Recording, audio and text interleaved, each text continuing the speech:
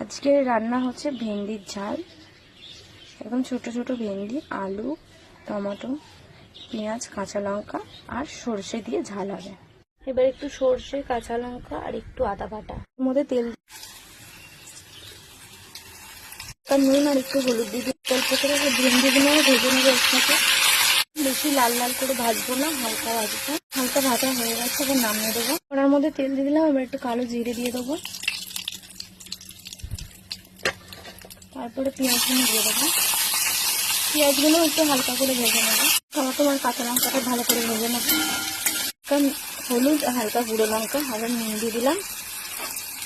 ভাজা হয়ে গেছে, এবার টমেটো, ভেন্ডি আর আলু দিয়ে দিলাম। এবারে সর্ষে বাটাটা দিয়ে দেবো, ভালো করে মেখে নেবো।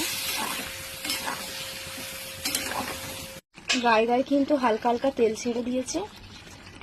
আমাদের কিন্তু ভেন্ডির ঝাল হয়ে গেছে। এবারে একটু ধনেপাতা ওপর থেকে ছড়িয়ে দেবো।